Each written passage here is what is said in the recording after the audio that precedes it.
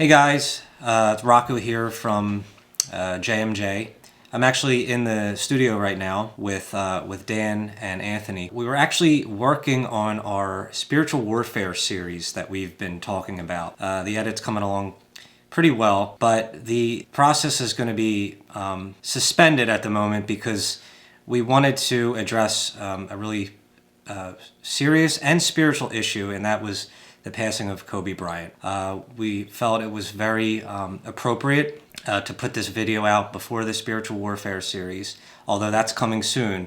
But we really wanted to address this topic and shed light on such a tragedy that has really affected all of our hearts. I looked up to Kobe Bryant a lot as a basketball player, as a human being. He loved his family so much. He loved humanity so much. He gave of himself so much in so many different capacities. He passed on a lot of wisdom to players. He made them better athletes, but he also applied that generosity to other areas of his life. He was so generous. He gave to so many charities. He wanted to see his daughter Gianna, God rest her soul, become a WNBA player. That was her dream, was to become a WNBA player. And a lot of people didn't realize the impact it was going to have on them until it happened. Because I think we weren't all really aware of how special and unique a person he was. I think a lot is going to come out in the coming days and weeks ahead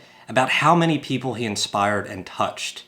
And I think we only know just the beginning of the person of Kobe Bryant. I played basketball growing up, and there was a period where I tried being like Kobe. I tried doing like pivot fadeaways like he does, and it was terrible. But who can replicate his game? He was truly one of a kind, and I think that's why a lot of people looked up to him as an athlete, and I looked up to him not only as an athlete, but as a human being. I'm going to turn it over to Dan and Anthony. They're going to dissect things a little more spiritually about it. There's so many people sad right now, and we hope to shed a little hope and light on the subject, hoping that you could see it from a spiritual point of view, and maybe it'll bring a little more comfort to your heart. So I grew up, we're all 76ers fans, Philadelphia area. I remember the 0-1 finals. I was pulling for the Sixers so hard. They won game one.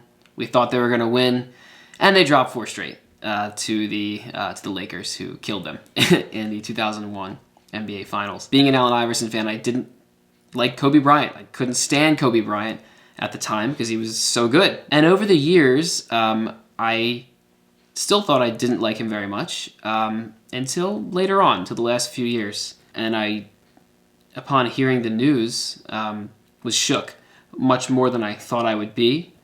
And I think that's for a few reasons. First off, it seemed like he really had a turnaround in life when he was in his early 20s. You know, he went through a really rough patch, I think spiritually, morally. He was in the news for some things. And then you stop hearing about that. You heard that he was doing charity work. You heard what a great husband and father he was.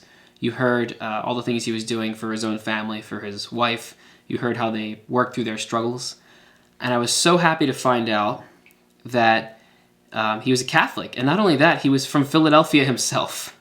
The Philly killer from 2001 was from Philadelphia himself. Deep roots from this area, loved the Eagles. And I think that also is a reason why I was a little shaken up by Kobe's hearing of Kobe's death. And also because it was so sudden. I think everybody didn't expect these things to happen because he was so successful and so young and so bright, and because his life had turned around so much. But the most important thing out of all of this, the thing that is best to dwell on, is the fact that he did turn his life around.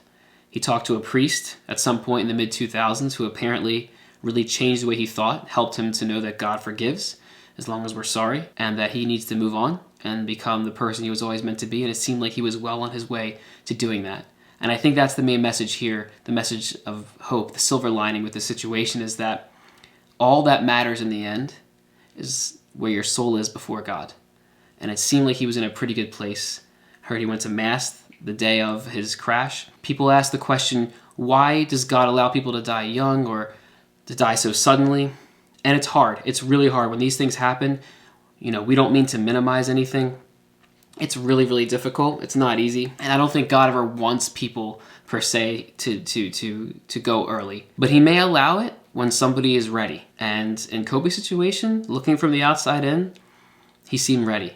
The only thing that matters in the end is where our heart is where our soul is going to be for eternity, and not how long we live. Jesus himself died at age 33. That is not very old. That's pretty young. It's 8 years younger than even Kobe was.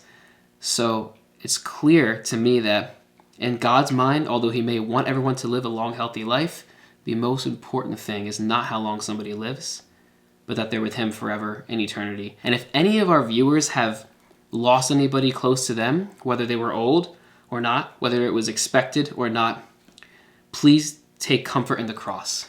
Jesus went through death just like we all have to. He went through a very brutal death. And so that means no matter what we can go through, no matter what kind of suffering we can go through, Christ is with us, even unto death. He's with us. He's in it. He's in the struggle with us. And he will use that to bring us into the glory of the resurrection, which is heaven. So my take from this, the first thing I thought of when I heard this tragic news that Kobe Bryant passed away is that my generation, we're the generation that always says Kobe. Whether we're actually shooting a basketball like he was, or whether we're walking up to the trash can with a paper ball and shooting it. We all said Kobe. And I really hope that tradition continues, because that'll be really nice to kind of carry on his name even after he's passed away. The other thing that I thought of when I heard this, again, it's really sad news, was that death really, it doesn't wait for anyone. Kobe Bryant was so successful. He had 5 NBA championships, one of the best basketball players of all time, did a lot of good on and off the court.